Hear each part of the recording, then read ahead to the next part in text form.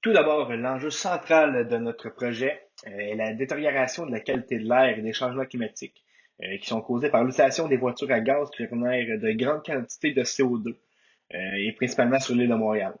En équipe, on a donc réalisé que le transport en commun n'est pas assez utilisé par les citoyens québécois, mais plus précisément par les citoyens de la ville de Montréal qui n'utilisent pas adéquatement les services offerts de la STM.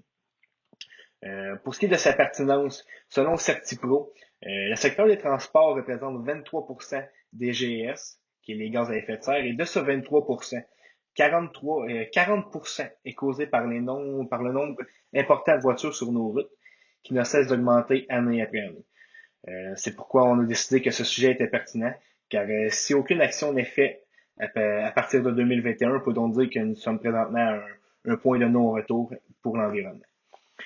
Pour ce qui est du contexte, Statistique Canada affirme que 80% de la population vit en milieu urbain ou en banlieue, ce qui veut donc dire que les gens doivent se déplacer davantage des grandes villes pour aller en banlieue, ce qui veut donc dire que les gens vont avoir tendance à se procurer des voitures, car les transports en commun ne vont pas nécessairement jusqu'aux banlieues.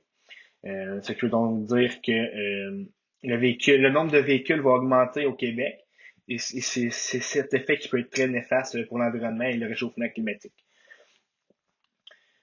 Pour ce qui est de la phase de développement, la STM, qui est l'entreprise que nous avons décidé de choisir, est à la phase de réglementation, car bien qu'il y ait des formulations de loi comme l'interdiction d'acheter des voitures neuves à moteur ou à gaz, à partir de 2035 au Québec, il n'y a aucune loi qui oblige les gens à se procurer présentement des véhicules électriques ou encore à utiliser les transports en commun. On peut cependant féliciter les gouvernements qui incitent les personnes à aller vers un pas plus vert en, en fournissant des compensations, notamment lorsqu'on peut penser à des réductions de prix pour l'achat d'un véhicule Tesla, par exemple. Cet enjeu comporte plusieurs facettes telles que la facette environnementale, puisque le réchauffement climatique est causé principalement par l'industrie automobile et notre écosystème en subit les conséquences. Il y a aussi la facette politique qui est présente car le gouvernement tente d'établir des lois et des normes pour venir contrer l'enjeu du réchauffement climatique par le biais d'ententes entre pays comme avec l'accord de Paris. La troisième facette est celle de la réputation car les constructeurs automobiles et les compagnies de transport investissent énormément d'argent pour développer des moyens de transport électriques et cela augmente la réputation d'une compagnie en démontrant qu'ils font des efforts sur le plan environnemental. Donc, dans le fond, on peut réellement avoir une présence d'enjeux secondaires, surtout par rapport au réchauffement climatique qui vient détruire notre écosystème, que ce soit par la fonte des glaciers, feux de forêt, la destruction de notre couche d'ozone, par exemple. De cet enjeu-là, il découle une multitude d'enjeux secondaires comme la récurrence de catastrophes naturelles, c'est les tsunamis, les ouragans, cyclones, sécheresses, qui, pour leur part, ont quand même des effets monstres sur toutes les facettes de la vie, que ce soit sociale, politique, ainsi qu'au niveau économique. Ces catastrophes-là aussi viennent mettre à risque un très grand nombre de populations, notamment les pays du tiers-monde, mais aussi les pays moins à risque, comme le Japon, notamment pour leur tsunami. La santé des gens qui vivent dans ces villes-là, dans des villes comme Montréal, en fait, pourrait aussi être en péril par rapport à la qualité de l'air. Donc, dans le fond, on peut réellement avoir une présence d'enjeux secondaires. Donc, au niveau des externalités, la STM, écoute, s'efforce année après année pour trouver des solutions, des projets d'investissement afin de réduire la production de GES, justement. Il est donc clair que ces actions-là, portées au cours des années, vont faire ressortir certaines externalités. Par exemple, il y a une externalité négative qui est produite par les services de la STM. L'entreprise n'est pas encore parfaite et on voit qu'en 2019, justement, la STM a émis au total 158 000 tonnes de CO2. Donc, l'étude démontre quand même que chaque tonne de CO2 émise par la STM permet d'en sauver 20 à Montréal, grâce justement au transport en commun. On voit donc qu'ils produisent beaucoup de CO2, mais quand même qu'ils permettent cependant d'éviter une grande quantité par les autres facteurs. Pour ce qui est des parties prenantes concernées dans notre enjeu, nous avons la STM, le Service de transport de Montréal, qui, eux, défendent des valeurs d'éthique et de collectivité tout en ayant une entreprise prospère. Nous avons aussi les gouvernements du Québec et du Canada qui veulent la protection de l'environnement sur leur territoire Et aussi, nous avons l'industrie automobile et l'industrie du pétrole qui défendent leurs propres intérêts afin de faire plus de profit.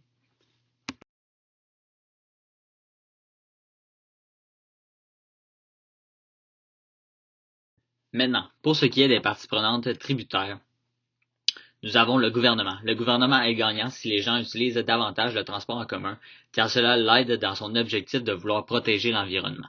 Tandis que pour l'industrie automobile et l'industrie pétrolière, ils sont perdants si les gens utilisent davantage le transport en commun, car ça diminuerait grandement la demande automobile et la demande d'essence au pays. Pour ce qui est de la phase de reconnaissance, on peut dire que la problématique a été reconnue à la fin des années 87, environ 1987, par des scientifiques, alors que la forte expansion démographique et le mouvement vers les banlieues qui tend à favoriser l'automobile comme mode de transport augmente grandement, et ça au détriment des transports en commun. Pour donner une statistique, on peut dire qu'en 1970 et 1987, on remarque une augmentation de 75,2% d'automobiles seulement au Québec. Par la suite, pour ce qui est de l'amplification, elle est perçue en 2006 à la suite d'une étude publiée par le gouvernement du Québec qui montre bien les effets néfastes de l'automobile sur la santé. C'est donc à ce moment-là que le gouvernement va recommander l'utilisation des transports en commun afin de réduire la production de CO2. Lorsqu'on pense à la politisation, elle se fait en 2013 alors que le groupe Transit, qui est l'Alliance pour le financement des transports collectifs au Québec, va émettre une pétition. La pétition va s'appeler Le transport en commun, la solution. Par la suite, on peut voir que cette pétition est accessible sur le site de l'Assemblée nationale et elle a été émise en considérant que le transport représente la plus importante source d'émissions de CO2, soit 43%. Et aussi que le gouvernement s'était engagé de réduire de 25% les émissions de gaz à effet de serre d'ici 2020 par rapport à 1990 dans ses projets futurs. Lorsqu'on pense à la réglementation, on peut par la suite penser à des normes ou à des normes que le gouvernement a faites. Et puis on peut faire un lien avec la ville de Montréal qui a fait l'instauration de voies privées réservées principalement aux autobus afin d'augmenter la rapidité des services d'environ 10% pour ainsi favoriser le transport en commun. Nous situons l'entreprise STM dans la typologie de Reidenbach et Robin comme une organisation éthique émergente car leur attitude et leur approche démontrent qu'ils veulent faire ce qui est bien pour l'environnement et leur perception ainsi que leurs valeurs sont éthiques. De plus, c'est aussi une entreprise plutôt proactive face aux problèmes environnementaux car elle contribue à ce que la qualité de l'air à Montréal soit meilleure en offrant aux gens le transport en commun sur un vaste territoire. La vision RSE de l'entreprise STM est une vision inclusive, puisque cette dernière est une entreprise qui travaille très étroitement avec le gouvernement du Québec et la mairie de Montréal sans appartenir à ceux-ci. Par exemple, pour le nouveau projet de la REM, qui est financé par le gouvernement du Québec, cependant, celui-ci ne fera pas partie de la STM lors de son ouverture. Certaines parties prenantes ont un pouvoir par rapport à la Société de transport de Montréal. Le gouvernement du Québec et du Canada ont un pouvoir utilitaire, car en tant qu'entreprise publique, la STM reçoit des subventions du gouvernement. Pour l'industrie automobile, ils ont un certain pouvoir normatif envers la STM car ils attirent des clients à acheter des voitures et à avoir un statut social plus élevé que ceux qui utilisent le transport en commun. Ils nuisent donc à la STM. L'industrie du pétrole a aussi un pouvoir utilitaire car ils peuvent manipuler le prix du gaz à la baisse pour attirer les consommateurs à ne pas prendre le transport en commun de la STM. Ensuite, pour ce qui est de la légitimité des parties prenantes, le gouvernement et la STM ont une relation contractuelle afin d'offrir un service de transport en commun, c'est donc une légitimité pragmatique. L'industrie pétrolière et automobile ont une légitimité morale conséquentielle puisqu'ils risquent beaucoup. En effet, si on utilise davantage de transport en commun, cela aura un impact important sur l'industrie pétrolière, et si on utilise davantage de transport en commun, cela aura un impact sur la vente des voitures. Donc, pour ce qui est de l'urgence temporelle, le gouvernement du Québec et du Canada, il y a une urgence entre le gouvernement et la STM pour trouver les mesures qui seront le plus efficaces dans le but de venir aider l'empreinte environnementale en établissant un système de transport plus écologique qui incitera le plus de gens à délaisser les voitures pour mettre de l'avant le transport en commun. Par la suite, pour l'industrie automobile, il y a une urgence critique pour le secteur de l'automobile de tenter d'établir un plan pour leur permettre de maintenir une importance sur le marché québécois et canadien en respectant les mesures implantées pour lutter face au réchauffement climatique. Donc oui, l'auto va toujours mettre une empreinte importante sur le réchauffement climatique, mais c'est de trouver des mesures pour limiter ça justement. Pour ce qui est des amis critiques, la STM aurait intérêt à considérer l'industrie du pétrole comme ami critique.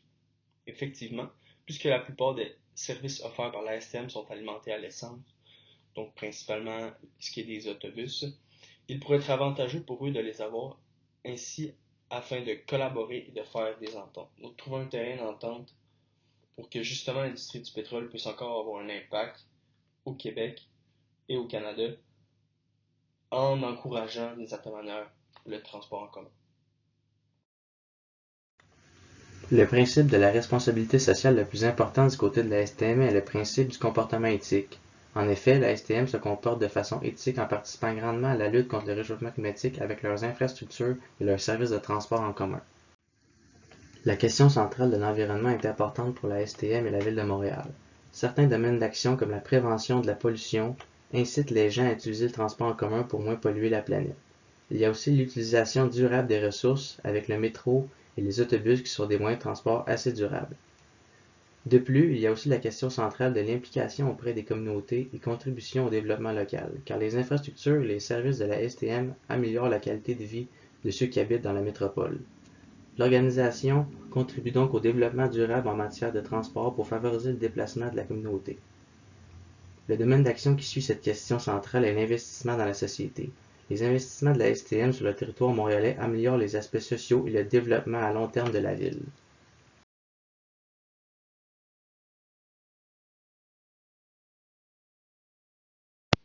En ce qui a trait à la question du développement durable, la résolution de l'enjeu du réchauffement climatique causé par l'industrie automobile permet de réaliser un ODD de l'ONU, soit l'objectif numéro 13 qui est intitulé Mesures relatives à la lutte contre les changements climatiques. Un ODD, c'est un objectif de développement durable. La résolution de l'enjeu incite les gens à délaisser le transport individuel ou mettre de l'avant le transport en commun, ce qui vient réduire l'émission de gaz à effet de serre. En ce qui a trait à la question Donc, pour ce qui est du modèle de RSE contemporaine de Pascal sur la STM, premièrement, il y a une gestion efficiente car ils font preuve de durabilité. En effet, puisque le transport en commun est un moyen de transport durable, il est possible d'affirmer ceci. Pour ce qui est de la réception sociale, il y a la réception sociale car la STM détecte et s'adapte aux enjeux sociaux. Ils font preuve de réactivité face aux enjeux qui sont concernés. Pour donner un exemple d'adaptation, ils ont des autobus électriques et des voitures électriques qui ont été essayées pour se promener dans la ville puis permettre aux gens de faire du transport en commun de manière responsable. Finalement, il y a la limitation des nuisances, car ils tentent de réduire les risques sociaux et environnementaux.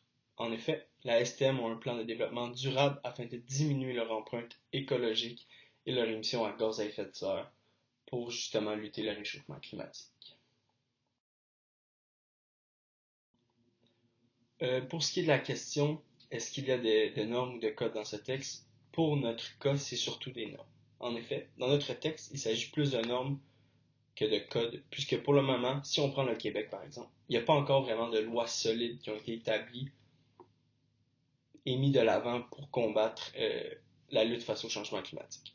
Il s'agit plus de normes car on trouve plus de standards communs de cet enjeu.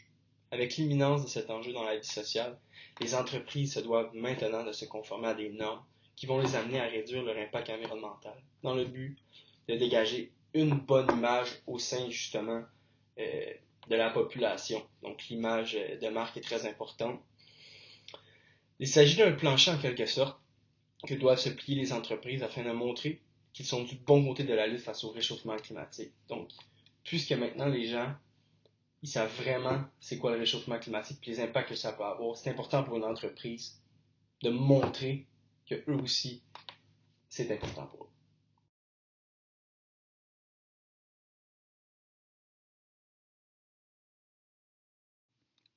La tradition éthique qu'un chef d'entreprise comme Luc Tremblay